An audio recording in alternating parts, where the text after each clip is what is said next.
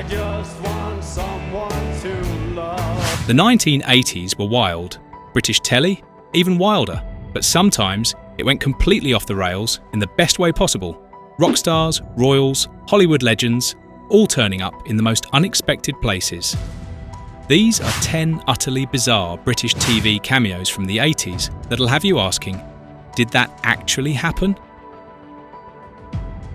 Before The Word hit its controversial 90s peak, its late 80s pilot era was already teetering on chaos. That's when David Bowie decided to drop in. Dressed like a space-age messiah, Bowie performed Look Back in Anger, surrounded by anarchic visuals, club kids, and a host who barely knew how to handle him. He didn't just perform, he radiated. At one point during an off-script interview, he dropped a cryptic comment about the media being the virus, and the producers awkwardly cut to a commercial. Bowie wasn't there to play nice, he was there to disturb the norm. It was less a performance and more of a televised art installation. The audience didn't know whether they were watching music, a breakdown, or the future. In typical Bowie fashion, it was probably all three. The appearance was brief but unforgettable. Just the kind of strange, genre-defying moment only the 80s could host. Rod Hull and Emu weren't guests so much as forces of nature.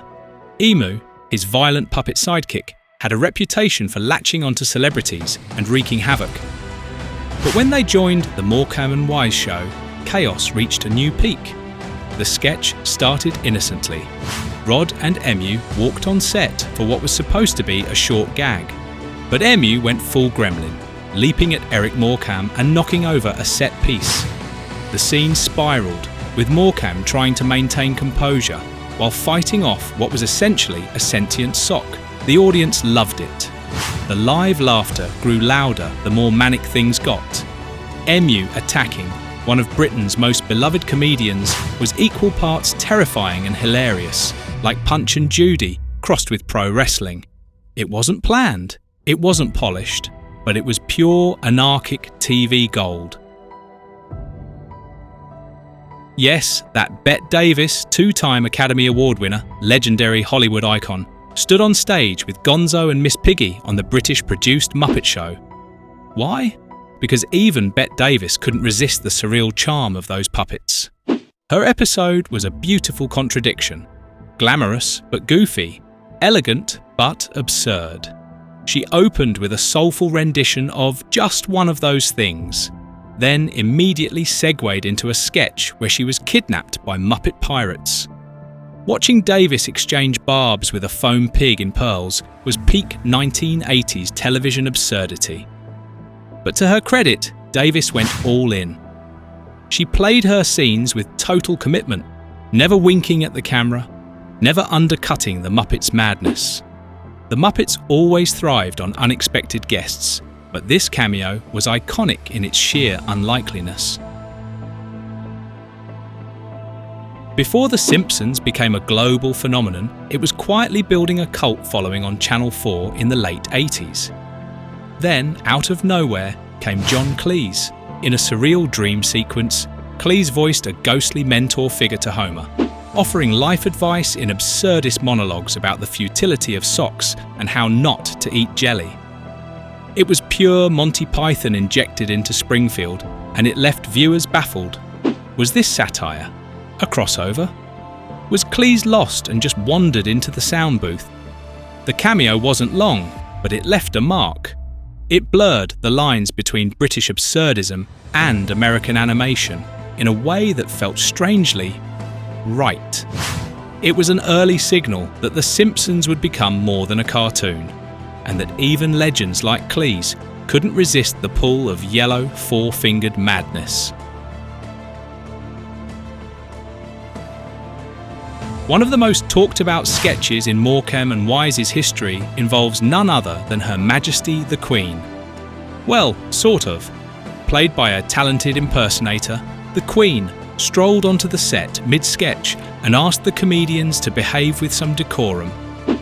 The performance was so straight-faced and the resemblance so spot-on that some viewers genuinely thought it might be real. complaints reportedly flooded in, with people shocked at the idea of the monarchy engaging in slapstick. It was a masterclass in British satire, blurring the line between reality and comedy in a way only Morecambe and Wise could pull off. It sounds like fan fiction, but it happened. In a 1985 special episode, the cast of Fawlty Towers crashed the two Ronnies for a surprise skit. The sketch was simple. Basil Fawlty needed help writing a guestbook entry for a particularly troublesome patron, and who better than the Ronnies to translate his rant into polite prose? The comedy styles shouldn't have worked together since Fawlty Towers was chaotic and sharp, while the two Ronnies thrived on calm, clever pacing. But the fusion somehow clicked. It felt like watching different instruments improvise a tune in the same key. For fans, it was like seeing two different comedy worlds collide in what was pure crossover magic. And it was one of the few times Fawlty Towers characters appeared outside their own universe. Enjoying this bizarre trip down memory lane? Hit that like button, subscribe for more retro TV weirdness, and drop a comment telling us which strange cameo you remember from your childhood. Got a favourite? We want to hear it because British telly never disappoints when it comes to the weird and wonderful. Kenny Everett was no stranger to pushing boundaries, but his character, Cupid Stunt, yes, say it again slowly, was peak TV absurdity.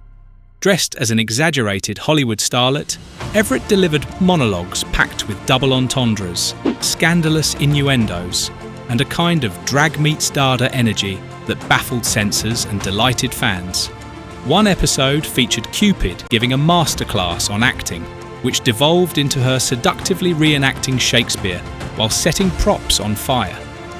No one knew where the sketch was going. Not the audience, not the producers, probably not even Everett. Everett's portrayal didn't just walk the line, it danced over it in 6-inch heels and blew it a kiss. In hindsight, it was radical, ridiculous, and way ahead of its time. Twiggy, model, actress, and cultural icon, seemed like the last person you'd expect to sing Never Smile at a Crocodile with a Frog. But that's exactly what happened on The Muppet Show in 1981. Dressed in full 1920s glam, Twiggy performed jazz standards while Fozzie Bear kept missing his cues and Gonzo crashed the orchestra. She even did a tap dance number with penguins. Yes, actual penguins. Her performance was a masterclass in how not to take yourself too seriously, even when you're serenading a chicken chorus.